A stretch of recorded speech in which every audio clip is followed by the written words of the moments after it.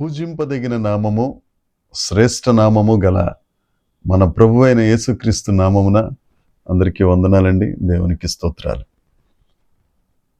సర్వాధికారి అయిన దేవుడు, పాపులలో చేరక ప్రత్యేకింపబడిన వాడైన మన ప్రభువు మనల్ని ప్రేమించి మనకు అనుగ్రహించిన ఈ మంచి దినాన్ని బట్టి సమస్త మహిమ ఘనత ప్రభావములు యేసుక్రీస్తు ప్రభు ఒక్కరికే చెందునుగాక. ఆ అత్యున్నతుడు ఈ నూతన దినంలో మనకు అనుగ్రహించిన దేవుని యొక్క వాగ్దానము, కృపావార్త. యెషయా గ్రంథము 54వ అధ్యాయము 3వ వచనం. కుడివైపునకును ఎడమ వైపునకును నీవు వ్యాపించెదవు, నీ సంతానము అన్యజనముల దేశమును స్వాధీనపరుచుకొనును, పాడైన పట్టణములను నివాస స్థలముగా చేయును. దేవునికి స్తోత్రం కలుగునుగాక, దేవునికి మహిమ కలుగునుగాక.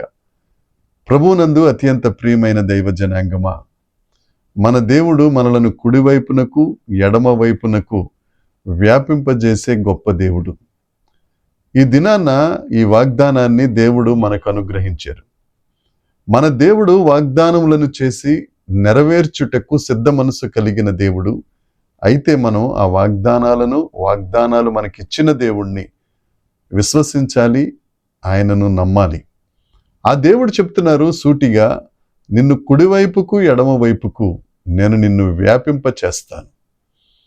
చాలామంది నువ్వు వ్యాపించలేవు, నీకు ఆశీర్వాదం అనేది లేదు, నీ బ్రతుకులో అభివృద్ధి అనేది లేదు అని చాలామంది వ్యతిరేకపు మాటలు మాట్లాడుతూ ఉంటారు.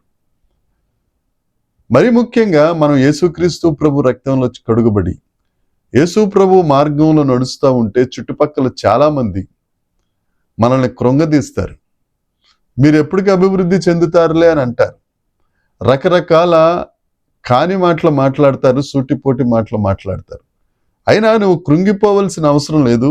దేవుడు ఈ దినాన నీతో మాట్లాడుతున్నాడు. నువ్వు కుడివైపుకు ఎడమ వైపుకు నేను నిన్ను వ్యాపింపజేస్తాను, నీ సంతానమును దీవిస్తాను, నీ పాడైపోయిన స్థలములను నివాస స్థలాలుగా చేస్తాను, నువ్వు వ్యాపిస్తావు అని దేవుడు చెప్తున్నాడు. ఒకవేళ వారు మాట్లాడిన మాటలో, లేకపోతే నీ అవిధేయతో, నీ తిరుగుబాటు, దేవుని మాట వెనుక నీ ఇష్టానుసారంగా బ్రతకడం వలన నీ నివాస స్థలం పాడైపోయిందేమో, నీవు విస్తరించటం, నీ సరిహద్దులు విశాలపరచబడటం, నువ్వు ఆశీర్వదించబడటం ఆగిపోయిందేమో.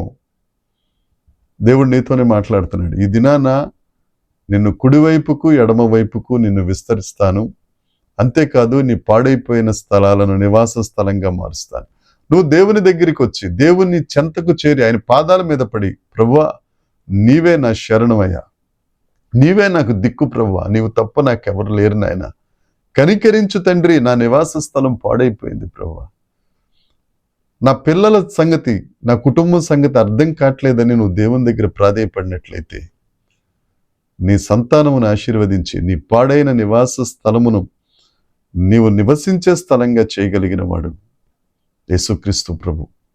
పాడైపోయిన ఇళ్ళు బాగు చేసే వాళ్ళు ఉన్నారు, పాడైపోయిన వస్తువులు బాగు చేసే వాళ్ళు ఉన్నారు, కానీ పాడైపోయిన బ్రతుకును బాగు చేయాలి అని అంటే దేవుడు ఒక్కడే.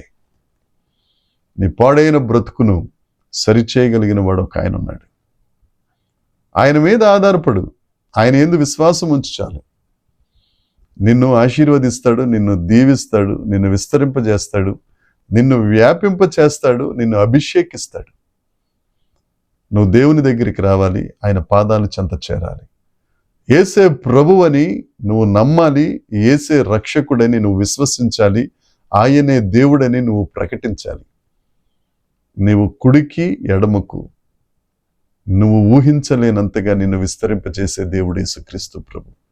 అంతేగాని నా బ్రతుకు పాడైపోయిందని కన్నీరు కారుస్తూ, నా బ్రతుకు అన్యాయం అయిపోయిందని ఇతరుల దగ్గర ఏడుస్తూ, నా బ్రతుకు ఏదో అయిపోతుంది అని విచారంగా నువ్వు ఒక మూల కూర్చుంటే జరిగేది ఒరిగేది ఏముండదు. యేసయ్య దగ్గరికి రా, ఆ బ్రతుకుల్ని బాగు చేసే దేవుడి దగ్గరికి రా, ఆ నివాస స్థలాలను బాగు చేసే దేవుని దగ్గరికి రా, నిన్ను నీ సరిహద్దులను విశాలపరిచే దేవుడి దగ్గరికి రా. నువ్వు ఆ దేవుని దగ్గరికి వస్తే, ఆ దేవుని దగ్గరికి వచ్చి ఆయన వైపు చూచి రక్షణ పొందితే, ఆయన నిన్ను కుడికి ఎడమకు నిన్ను వ్యాపింప చేస్తాడు, నిన్ను ఆశీర్వదిస్తాడు. నీవు చేయవలసిన పని అదే. నువ్వు ఆయన దగ్గరికి వస్తే చాలు, నిన్ను హత్తుకొని నిన్ను ఎత్తుకొని ముదిమి వచ్చు వరకు నిన్ను మోసే దేవుడు నిన్ను వ్యాపింప చేయునుగాక, నిన్ను ఆశీర్వదించునుగాక, నిన్ను దీవించునుగాక. నిన్నే కాదు, నీ పిల్లల పిల్లలను ఆశీర్వదించి అనేకులకు ఆశీర్వాదకరంగా దీవించునుగాక. దేవుడు నిన్ను నీ కుటుంబమును దీవించునుగాక. ఆమేన్. ప్రార్థన చేసుకుందాం. పరలోకమందున్న మా తండ్రి, పరిశుద్ధుడా, కృపగలిగిన దేవా, నీకు స్తోత్రాలు ప్రభువా. నీవు ఎంత మంచి దేవుడవు తండ్రి. మా విధేయత వల్ల మేము మీకు దూరమైన మరలా మీ చెంతకు మేము వస్తే మమ్మలను కుడికి ఎడమకు వ్యాపింప చేస్తూ, మా పాడైన నివాస స్థలములను బాగు చేస్తూ, మా సంతానమును సహితం ఆశీర్వదిస్తున్న దేవానికి స్తోత్ర.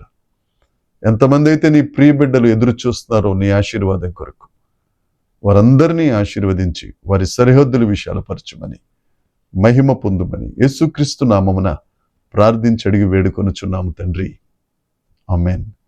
దేవుని కృప మనందరికీ తోడై ఉండునుగాక. ఆమేన్, ఆమేన్, ఆమేన్.